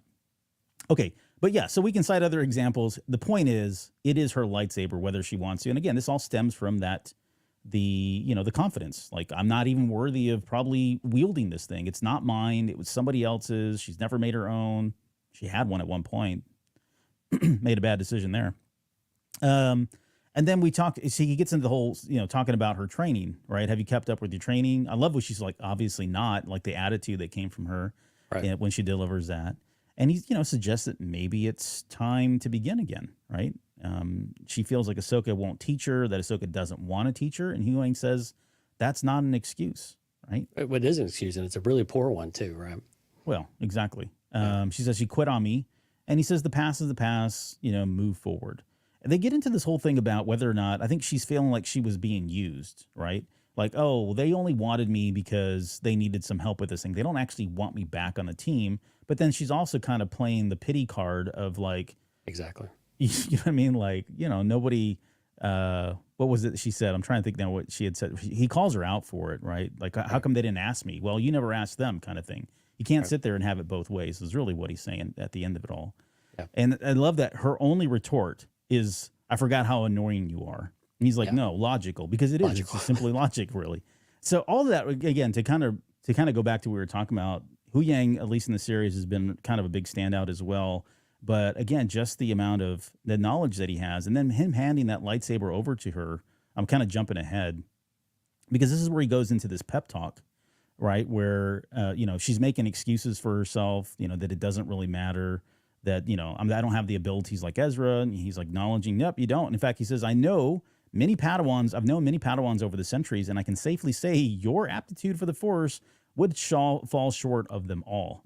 And on the surface, that feels like a really big dig. But what he's trying to say is that shouldn't be what's defining you as a Jedi. You need to rise above that. You need to go back to your training, take this lightsaber, and the only time that you're wasting all this time in wallowing in your self-pity about who you can't be when you can be somebody else. And he hands a lightsaber over to her. And I think the lesson, she does. I mean, I think she gets it. It took her a while to get there, but I think she understands where Huyang's coming from. And just to have somebody like that in the series that provides that wisdom, that knowledge, is just a huge benefit. So I loved everything about these particular segments, but this scene in general here. And it's so strange it's coming from a droid. Usually you expect a droid just to give the really clear, hard truths, but not for it to really have any additional depth and meaning to it. And so it's really cool that he's able to challenge her and be logical, but also with a lot of just undertones to it all too, of like, you need to stop pitying yourself. You need to get out of this funk that you're in. If you want something different, do something different, right? Yeah. And take action and take your life back is really what he's trying to tell her. Like, the way you're living right now is not the way you want to do it. You want to be a part of it, but you don't want to go and tell them. You want to kind of throw a fit. So get your act together, make the commitment, decide that this is really what you want to do, and present yourself in that way that you are committed and you're willing to put that stuff aside and move forward, truly move forward, not just, build up resentment, but truly move forward, leave the past in the past, kill it if you have to. And I know it's a great line. I wish Ben Solo would have had some, but I mean, I wish I had $1 for every time we've quoted that line on the show. I know, right? It's a great line, man. Great writing, right?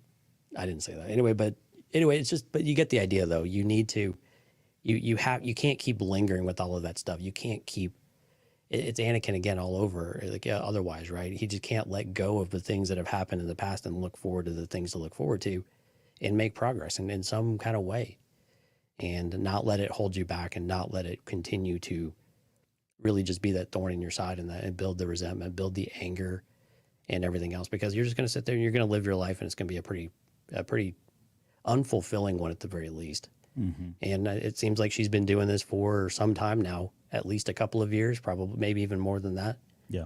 So what's it gotten you so far? It's gotten you really nowhere. Mm-hmm.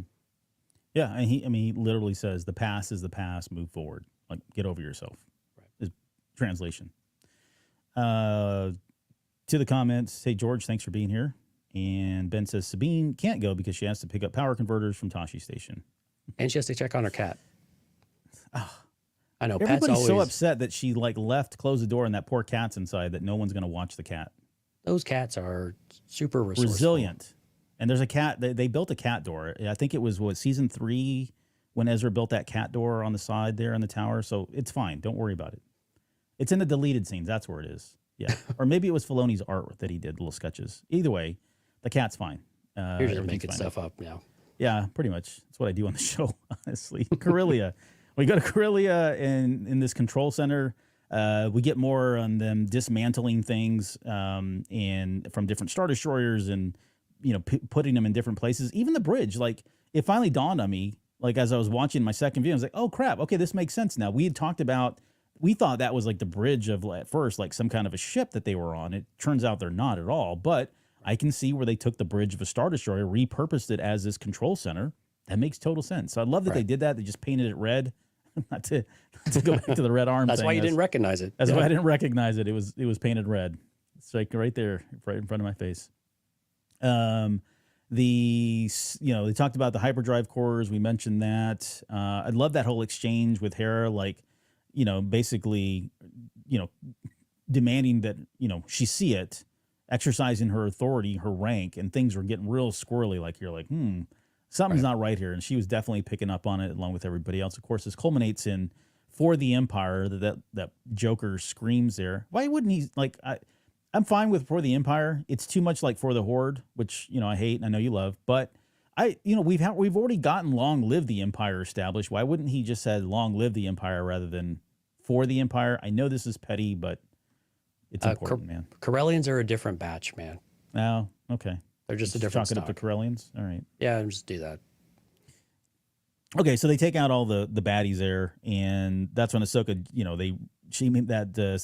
the protocol droid makes the comment that there are HK droids that came through, and there's one right now. It's taking that big hyperdrive away. Yeah, how convenient. Yeah.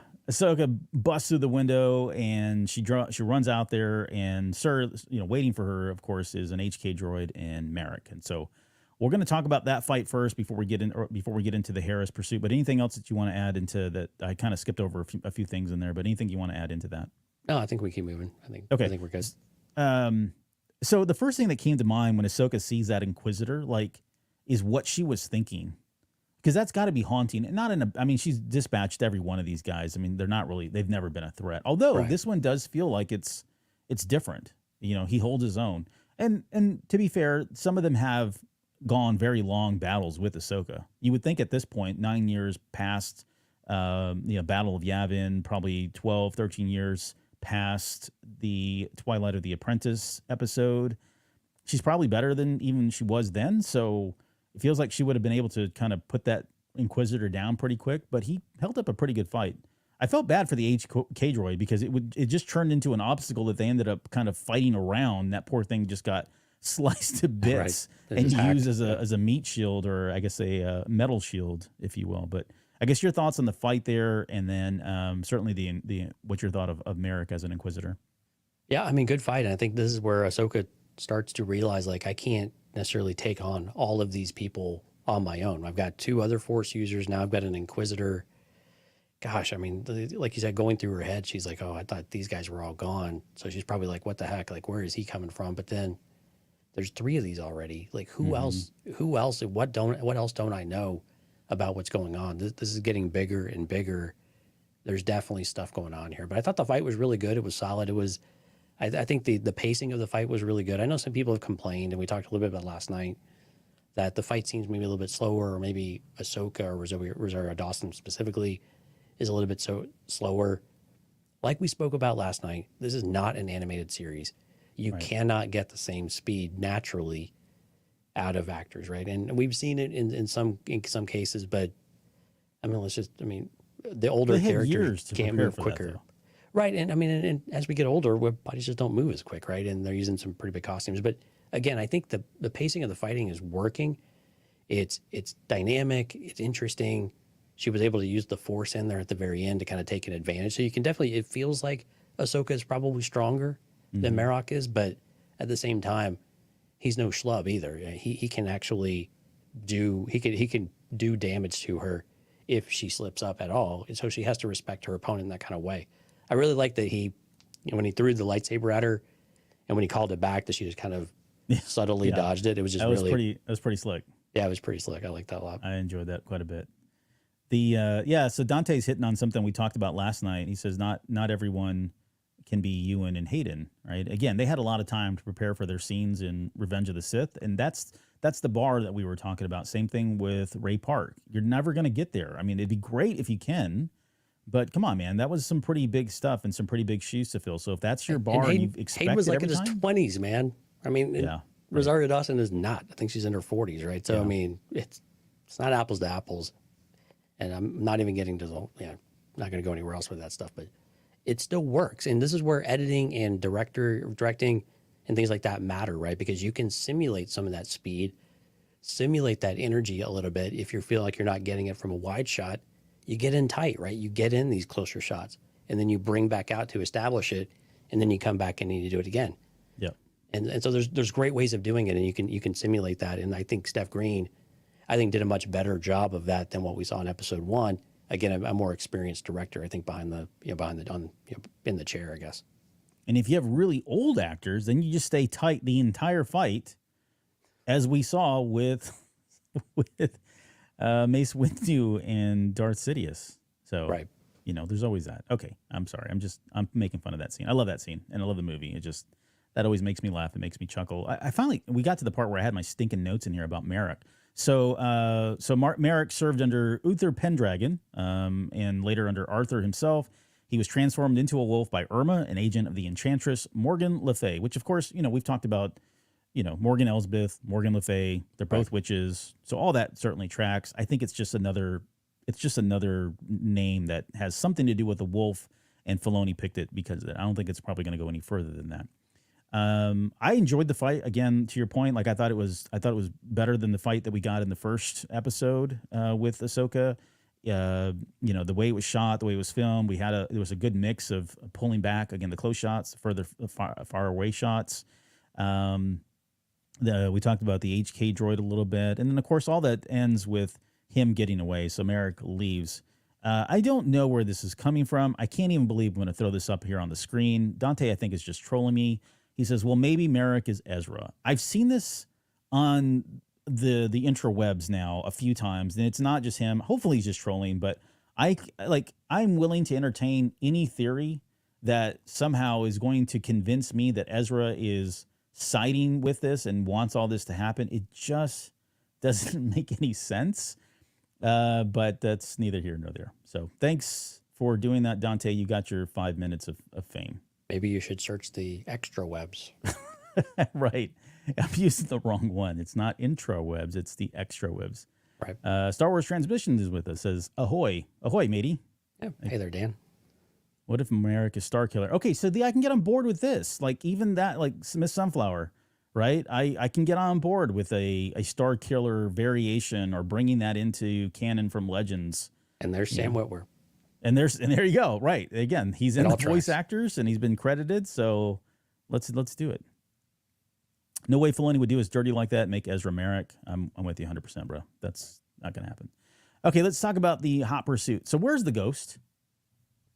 Why are you asking me, man? You're the one that speculates on where everything's at. Yeah, I know where the ghost is at. So I told you, a lot of time. It's on Jakku, just off camera, right next to the Falcon. I've spent way too much time stressing and sweating over where the hell the ghost is right now. But if the ghost has Jason on there, then maybe it would make sense that she wouldn't bring the ghost to potentially an area that could be, unsafe for a child. So as a good parent, she took the car, left the baby at the house, hopefully under supervision from somebody else. Chopper wasn't there, which kind of blows a hole in my theory about them kind of being like the comedy duo between Jason and Chopper, at least for right now. Yeah, it was far-fetched anyway, right? Well, stop it. So you're saying all my theories are far-fetched. You're saying that she left him at home one? At home one. Yeah, maybe. Well, the ghost is the home. That's where they live. That's where they sleep. No, but it's probably on home one. But anyway. Okay, fair. Yeah, it probably is on home. But I would expect her to leave the ship there and just bring the Phantom. And I don't think she was expecting all of this, of course. So, the Phantom's capable enough, and we certainly got to see that. But that's where that is, I think. I mean, honestly, too, just narratively, had the ghost been there, I think it would have been a different outcome, right? I don't think the Phantom 2 is limited in terms of what it can do, its firepower, shields, all of that stuff. If the ghost had been there and she jumped in the ghost, that hyperdrive would have never made it, and we'd just roll credits because that would have probably been the end of the series. I think the other thing you have to remember is that even in Rebels, there were several episodes in a row where we had the Phantom, we did not have the ghost. Yeah. So they use the Phantom frequently. It's kind of like your weekender, you know, when you just go out for a weekend trip. You don't need the long road trip. You don't need the SUV It's to the pack Prius. everybody in. Yeah, you just need the Prius. Right. Plug it in, charge it. Yeah, plug Chopper into the back and Yeah. You got talk it. to the You're good to hyperdrive. go. Yeah, Yeah. you're good. There you go. We just solved it. Yeah. So again, I think I already talked about the cutaway scenes on the Phantom 2. Awesome stuff. I just love it, man. The way it was swooping back and forth, and you could see everything going on there. Chopper stealing the show, man. Oh my god! And then it turns into like the 10-minute Chopper segment here, where It was pure Rebels. Yeah, pure rumbling. Rebels. When they were being on fire, being shot at. You she want my says, stuff? Keep your lid on, Chop. And then he says, "Shoot it down." Like you can almost clearly hear him say, "Shoot it down." And she's You like, can actually shoot hear it down. You can actually hear some of the words if you if you slow it down a little bit. And this is more than they did in Rebels. Like like I think I mentioned in season 3 and 4 especially, they started kind of doing that more, where you could kind of almost make out exactly what he was saying. Some of the sentences became very clear. But I think they've done it even more. Like it seems very clear on some of the stuff he's saying, at least in this particular episode. And we'll see if that continues to be the case in the series. But I actually like it. Like I love the fact that you can actually translate what he's saying, because I think it makes it even funnier, right? There's something to be said about it. And you don't need subtitles. You don't have to really guess, but it's clear what they're saying. And I love it, man. I did not go through your stuff. You know, did you check under the battery? Ooh, ooh, ooh. You know, he just complains, right? He's like, yes, you did. And then later on he says, oh, found it, right? When he finds it. The one that he says also is when she says, I can't just shoot it down. It'll crash into the port city. I think he says, is that bad? Like, and which would track for Chopper. Like, so that's what? Chopper. Like, got to break a few eggs sometimes. That's right.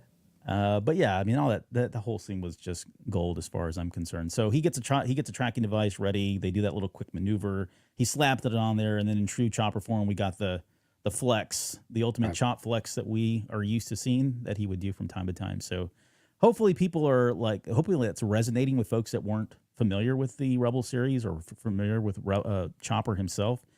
And I have a feeling he's going to have a lot of moments like that still to come. Okay. Anything else you want to add to that? We get the tractor beam on, the little tracker device on there. Nope. All right. Ezra's home. We go back over there. Sabine's looking at her equipment and her armor. And my goodness, like this was one of those swelling emotional scenes, because I think we had talked about, is she doing the same things? I think you and I were both on board that, yeah, it looks like she's doing the same stuff. But for me, it was galvanized when she took the knife and did the whole flipping it upside down. Yeah. I mean, that is exactly what Kanan did, right? It was more than just, oh, she cut her hair off and she was having a moment similar. Like, no, she was going through this, which I would expect at this point, that is some kind of a ritual that Jedi do. I really want to know why, how she knows. Does she know that he did that, or wait, where does that come from? Yeah, I don't. Yeah, it could be like she would have access to Kanan's. Like if she was on Ahsoka ship, I'm assuming maybe she had access to holocron type information, some journal that he kept. Maybe Ahsoka trained her in this little ritual. The way I always interpreted that ritual at the time of Rebels was, this was his last moment, right? Or it was the big mission, if you will, and so. It was kind of like this going back to your roots. He was shaving. He was removing all of the excess that was him and going back to a pure, leaner form of himself, right? And then the symbolism that goes with that, plus, I guess accepting his fate maybe is kind of how I interpret that as well. Because at that point in that show, he was well aware that he was going to die, and that's why he was doing this. It was to save Hera. It was and he was going to sacrifice himself. So maybe in her head, she was thinking that this could be my last mission, right? And this maybe goes to what we were talking about earlier in the last episode. I'm not saying that she's going to die, but they kind of alluded and almost foreshadowed what Ezra said to her was that sometimes Jedi have to make a decision that nobody else can. And so at least maybe in her own mind, she's thinking that this is a decision that no one else can make, and that she may have to give her life for all of this, for Ezra or for, whatever. So I think those are the parallels. I've been rambling. I don't know. What do you think? I think it's preparing for transformation is I think the intent of the scene. It's you're getting yourself ready for that next part of your journey. And for Kanan, it was getting himself ready to make the sacrifice that he knew he was needing to make at some point. I don't think that's going to be the case for Sabine here, but I think it's definitely Sabine getting herself ready for that next part of her journey, though. And she needs to make a change. She needs to, she just needs to break through to another place in order to be willing to accept it. And then, and along what you're saying, make the decisions that she needs to make moving forward, right? And truly embrace her destiny, if you will. And I think so the parallels are still there with Kanan. Doesn't necessarily mean it's going to be a sacrifice at one point, but it's definitely beginning the journey from where you're at right now to where you know you need to be. And this is just a physical transformation in order to get you to that, to start you down that path. And you're leaving your old ways of thinking and embracing the new way of where you need to go. Yeah. It's almost a pep rally, like a personal pep rally. I don't think that was a pep rally, but yeah. Okay, so I think the folks in the chat are saying a lot of what we're saying right now too. So Dante says, "I see the action as rededicating oneself to the cause." Right. I agree. Clayton chimed in and said she's definitely acknowledging this could be it. I think there's an inherent risk there, right? I mean, if you're going to rededicate yourself, you're going all in, and if that means it's your life, so be it. Again, that is the way of a Jedi. It's the selflessness of it all. And then Skywalker Academy said she's no Jedi, which goes back to the whole conversation we had earlier. So we're not going to get into that again about what does it mean to be a Jedi. I think in true Filoni form, we're being asked the question, and he's challenging that in some ways here. Right. Oh boy, where was I? Okay, so we go back to Corellia. They're kind of scratching their heads. They're like, why are people still doing this? Ahsoka makes a good point that it's not necessarily about loyalty at this point. It's just greed. Right. How do you sustain and how do you make a living now that your employer was just, uprooted? You do whatever you can. So, to make money. It is about power too, right? Yeah. And it's about wanting to have some sort of power and control over things. And so that's where they feel like they can get it. And they're promised something and they'll be rewarded from it in some way, not necessarily just a way of life, but also just a belief system as well. Yeah. And Sabine calls Ahsoka on FaceTime or Force Time, whatever you want to call it, and says, "I'm ready," which was cool, right? Because it's, call back to the whole, how do you know when one's ready? The question that Hera was asking. So, and I think Ahsoka was waiting to hear that from Sabine more so than was Ahsoka ready or not ready. I think she was almost waiting to hear Sabine say that she was ready so that Ahsoka could almost make that commitment back to her. Yeah. Like she was really hesitant to do and really go all in until she had that buy-in from her apprentice. And yeah, it is. Sorry, Miss Sunflower says, is Sabine signet a Purgil? That's on her shoulder's pauldron. Yeah, she's got one that's got a Purgil on, and the other one is the rebel symbol, that she inspired, which I thought was kind of cool. Like, that's my work, sort of. So, yeah, but yeah, it's good catch on now, the Purgil. But yeah. Yeah, they tilted it a little. I was going to wear my shirt, and I didn't do it tonight. Dang it. I'm bummed. I don't want to do the rest of the show. Well, you got another chance on Sunday. Oh, that's true. I'll just wear it Sunday. And for the next 7 weeks. But okay, so how do you this whole Lothal, I guess the epilogue, which I'm saying is now the epilogue reimagined, right? Do you have any problems with this? Like, the more I thought about it, I was like, I really love the epilogue, and I love everything about Ahsoka being in her white. She seems happier. She's got the staff. We got the Gandalf the white, Gandalf the gray kind of thing going on there, the throwback to Lord of the Rings. And it was a really great way to end. And this one is just a different take on that. And we don't have the staff. She's all in gray. There's some dialogue there about the nice haircut, which I thought was cool because it's like the reverse of what Hera says to Kanan. Like, she's like, I hate it. Like, I hate what you did with the hair. And he's like, it's the best I could do with the knife. And I'm blind, by the way. Yeah. Yeah. Cut me some slack here. No pun intended. But what did you think? I guess this recommitment, or I guess, the touching of the face and all that. Is it a recommitment? I guess, first off, are they, and we'll get the answer to this, but I just want to put you on the spot. Did they at one point go down the path of trying to find Thrawn and Ezra, or was it simply just training in a preparation of when a time came to do so? Or is this truly the first time that they've actually gotten a material lead to kind of go after them? And then what do you think about the changes that they've made to the scene compared to the epilogue in Rebels? Yeah, I think I'm on record as saying I think they've done this before. They've gone down that path before, and had a little bit of conflict. It was really gung-ho early on, but then it fell apart, right? So I think this is a bit of a recommitment. And also, I think Sabine, a commitment also to back to Ezra of saying, we're going to do it right this time. Like, we're going to do all the things right. So we went into it with maybe a gung-ho, direction before, but it was more emotion. And this will be more calculated. This will be smarter. This will be committed, right? And we'll do it as a team. We'll go in together this time, kind of thing, right? Right. Yeah. We're just calling all the Yeah. quotes Back of to the Revenge time. of the Sith again. Yeah. Yeah, man, this feels good. Regarding the changes to the scene, though, I think it actually makes sense. Like Ahsoka not being in white makes it makes complete sense to me because she has not transformed yet. She has not changed into something else yet. I would really like for her to come back in the Ahsoka the White at the end of this series or at some other point in the series. And I don't think it really breaks anything. It's inconsistent. I get that part. But I think they captured all the right moments. They captured the same scenery, all of that stuff. And I think it just still works. I like the extra dialogue. I think it was important to have that. It was still very simple, but it was also, the connection was back in some ways. The turmoil between them was no longer present, right? It was much calmer. We're both in this now, so let's move forward. And then, of course, Hu Yang doesn't let it linger too long where it could break. Hey, we got news. We need to get rolling, kind of thing. So I think this is fantastic. I think it really works. I think it still plays homage to Rebels. I think it still fits the Rebels scene. But I think Ahsoka's not there yet, so not having her in whites makes a lot of sense to me. Clayton. He says the torturing is why she keeps the gray on. So yeah, not she's not that innocent. So they're signaling that. I don't know if that was a joke or not, but I found it's probably true. But I think that's funny. She's like, I can't really wear white just yet until I shed some of the darker activities that are floating around in my head here. So what about you though? What are your impressions of the scene change? Any problems with it? I'm such a simple person. Like I am totally fine with the changes, except for one. I just wanted her to have like that staff was so intriguing to me. To see Ahsoka show up with a staff, a Jedi with a staff, and you're thinking, what is that for? Like, what's the purpose of it? Well, and if we think about what the staff was shaped like, it makes sense why they did not do it because wasn't it a crescent moon, very much like what's on Morgan Elsbeth's head and what we're seeing on Cetos? Yeah, probably. So to me, it makes sense we didn't go that route.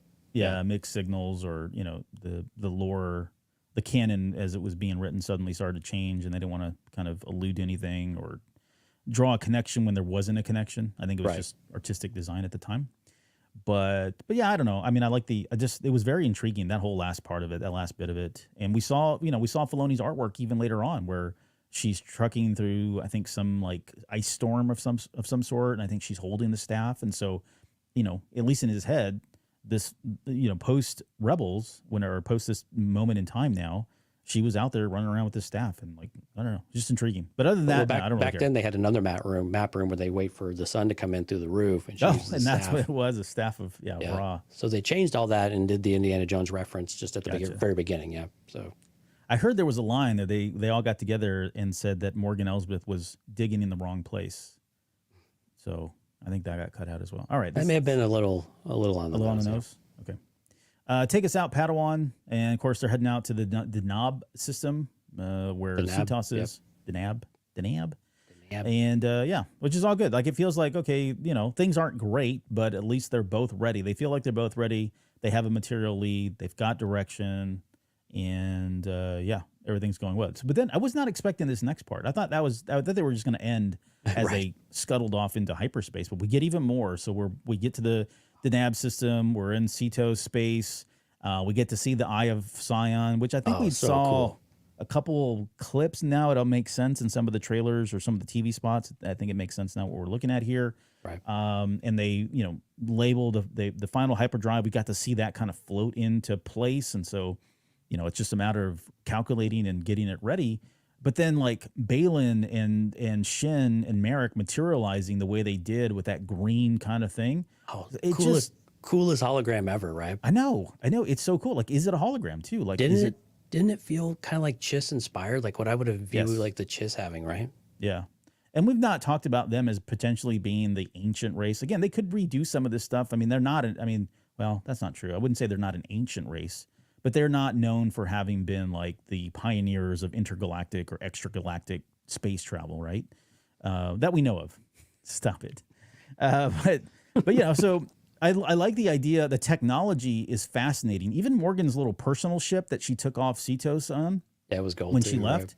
Yeah. It was like gold. It looked like Very- something out of Power Rangers or something. I don't know. It was It really actually cool. did, yeah. But you know, like I want to know more about what that tech is, because is it Dathomirian tech? Is it technology from whatever this ancient race? You know, going back to what were they called, the Stephos or the what was the Zepho. Zephos? Yeah. Is it the Zephos? Are they giving us more insight into, you know, the tech that they had? Because it doesn't look like it's normal tech, and to be able to create that image like that, it almost feels like they're using like Dathomirian force magic to manifest that hologram. Like I don't even know that it truly is a hologram. Maybe it's some kind of, I don't know, something else that uses witchcraft or, you know, force magic. I don't know. It's all almost, fascinating, intriguing. it almost looked living, right? Because it would shimmer and it would kind of move like almost like little critters. I mean, it was very uniform, so it wasn't. But I gotta be honest, man. This is what I envisioned Chiss technology looking like, though. Like, was this bridge? I mean, the gold and stuff a little more extravagant than I would assume with them, but just the take on it, the idea behind it, the design language of it, to me just felt more aligned with that. And maybe that's just me wanting to see Chiss stuff come on screen, but it was very cool and it is very interesting because it is so much. It feels so much more advanced than what we're used to seeing in the Star Wars galaxy, no matter the timeline that we've experienced, right? At least on screen and even in animation and whatnot. So Yeah. really cool in such high res, like high definition, compared to a normal hologram, right? Right. I They've mean, really they figured actually- this stuff out. Yeah. They actually It's had in color, HD. right? And they actually had color to them, right? Like, so some color came through. It wasn't just this, kind of turquoise, bluish green, type of color either, right? So I just thought that was really cool. I really love this scene. I love the Eye of Sion. I like the idea it's a giant hyperspace ring. I'm curious to see what else it does. We had talked in Discord about, can you link up other ships to it? And we had kind of talked about this, I think, before as well, to where this is how you get the fleet or a fleet or whatever's left of the fleet back to our galaxy, right? It seems big enough, right? Right. So if you're looking for an invasion, it seems like you've got a lot of room for invasion. Now we don't have a great we do have a great sense of scale. Actually, we saw this ship and it was tiny for just one little for one engine. That was massive in our terms from a Super Star Destroyer, but it's one of 9 in this thing, right? So Yeah. it's massively huge, and the bridge was at the very, very top. I think if I kind of understood how they were showing it, it was just at the very top of the circle. So Yeah. massively huge. So you could bring a lot with you. So I'm curious what else it can do. Does it create a kind of a barrier in order to link everyone together? Or like a bubble of sorts.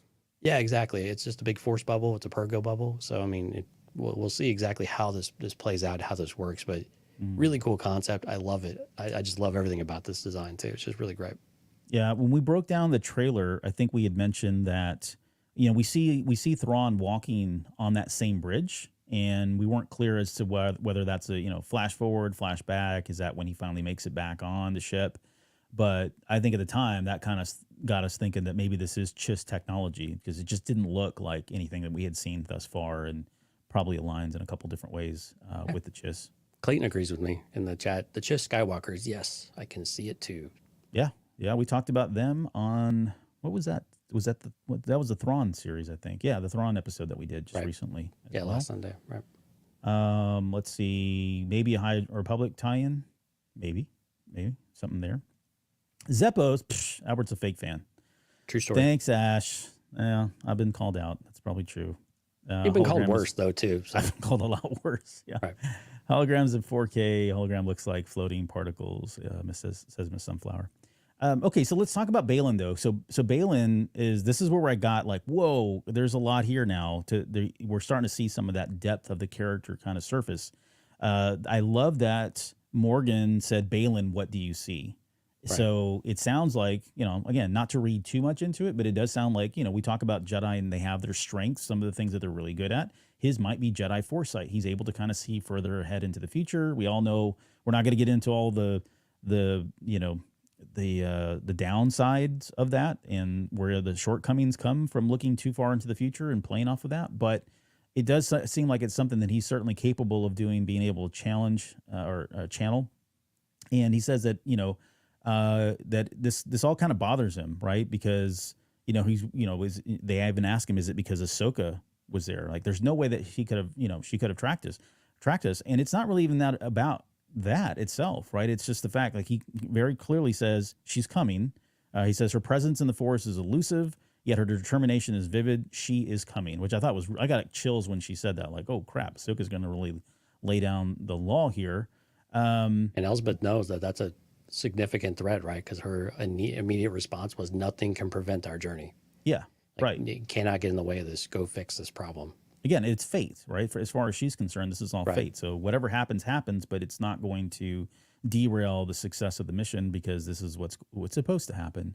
But he says it's a shame to kill her, and that there are so few Jedi left. You almost get a sense of pride when he says that. When you look at him, and I love the way Ray Stevenson delivers these lines. Like, he says the lines, but then there's so much more in just his facial expressions and his body language here. But you do get a sense of pride in his tone and in his face for the Jedi, even though he may not himself be a Jedi.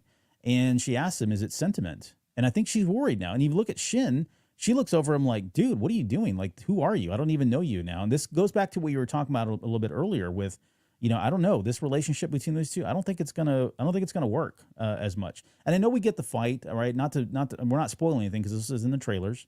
We know that they're going to fight, but I think that's going to be a different kind of take. I think there's going to be a level of respect there coming from Baylan now when he does fight Ahsoka on that, whatever it was, the map room or whatever.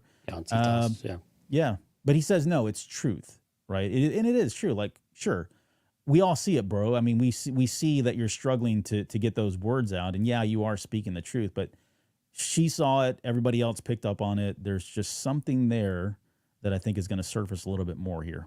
Yeah, there's a couple ways you could take it. I mean, you could take it at face value and say that he's just a little regret maybe in there, or disappointment that, wow, there's a few of them left. They're really not that bad. I don't really align with them. It's a shame to kill her. Or you can say that he's really just being a kind of a pompous jerk a little bit too, and a little bit of facetiousness coming through of like, yeah, there's not many of them left. It's going to be a real shame to kill her. I mean, you could take it either way, right? I guess you could, yeah. And it would be interesting to see how he approaches it. But I do agree with you. I think there is a certain amount of regard and respect, I think, that Baylan has for his opponent, regardless of who they are. He knows the Jedi are formidable. Mm-hmm. We know that he knows who Ahsoka is, at least at some point, whether he's known that for a long time or he's just now figuring that out, from his interactions with Anakin. Sounds like he's probably known her name for a while. Yep. So I think some of that makes sense in that tales of her, along with Anakin, are well known. And Anakin was extremely talented and had a lot of ability. And for a Padawan to keep up with him and to really excel under him probably made a lot of waves throughout the Jedi Order to where most people knew her name in some regard as well. So again, it's more of a bit of respect in some ways, but also understanding that, their ways are dead too. There are a few Jedi left. Their ways are still more or less extinct at this point. The fire has gone out. Exactly. My friend of the last, to quote that one. But I would agree. Like, it's more probably respect than reverence, right? I think that's probably going too far, but definitely respect for the Jedi, or at least what he used to be a part of, right? The Order itself. It will be. Hold on. I do want to hear that interaction between him and Ahsoka, because it'll really tell us a lot about his true feelings towards the Jedi, and maybe towards the Force in some other ways as well. Yeah. We'll talk more on Sunday. I have this in the show notes to discuss. I've got a couple other thoughts that I've been holding back on saying in regards to Baylan Skoll, where his alliances are, kind of what's going through his head and his mind when playing all this out, because he is a mercenary. Let's not forget that he's been paid to come in and do a job, and I don't think he was expecting some of this. I mean, he clearly was not expecting Peridia, right? Like, he's blown away. Like, holy crap, we're actually going to go there. Like, this is not. I had no idea. And now Ahsoka's here. I mean, there's just a lot of stuff that's happening that I don't think he was kind of really expecting. So some of it could just be attributed to that. But again, more on Sunday when we have the spotlight show for him and Shin Hati. Well, that's the end of the episode. I think we're off to a great start. It's weird to think that we're about, a quarter of the way through the episodes now, but there's only 8, so it'll slow down because we only get one a week. But this episode was fantastic, though. This is great. Yeah, truly it was. And we've got 35 minutes-ish for episode 3. I saw somebody leaked the episode 5th episode. Yeah, but I get missed 4? the 4th. I don't know. I haven't prepared for the way station yet, so not Okay, sure. I saw the 5th one. I thought, wait, what happened to 4? Like, how did we jump over that one? But that one seems long. Like, Yeah. I think it was like almost an hour, and that's being directed by Filoni, if I'm not mistaken, right? I believe 5 is his, yeah. And that was like in the last 50 later minutes? half of 40 something minutes on the high end, maybe low 50s. I think it was 49 is what I saw, but I think 3 is either way- relatively short. I think 3 is in the neighborhood of, without credits, I think around like 31 minutes or something like that. So it is going to feel relatively short, but if it's anything like these other ones, it's going to be very dense. yeah, for sure.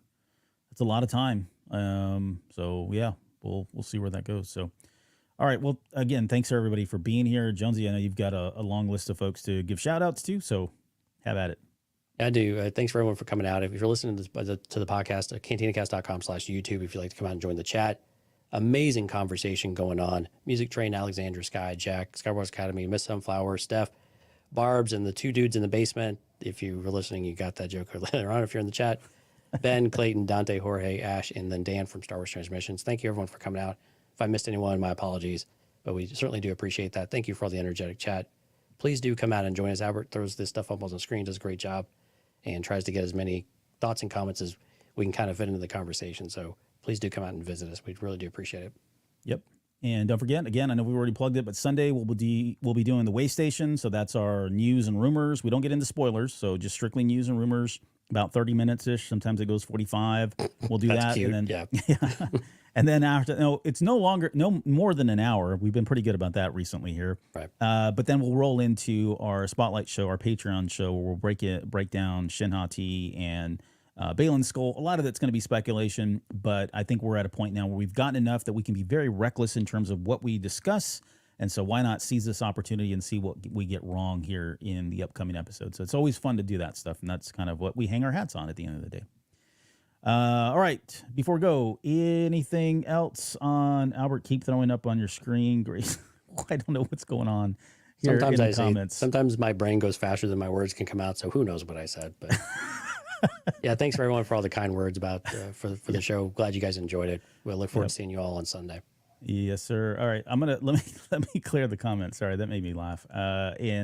Yeah, we'll see you guys here in just a few days.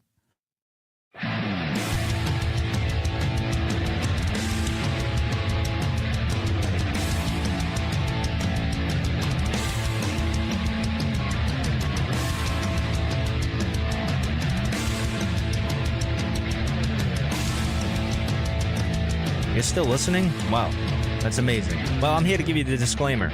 Normally we do a big, long, drawn-out disclaimer thing saying what's what and who's what and all that other stuff, but I think you guys kind of know that Lucasfilm and Disney have no affiliation with us at all, and we have none with them.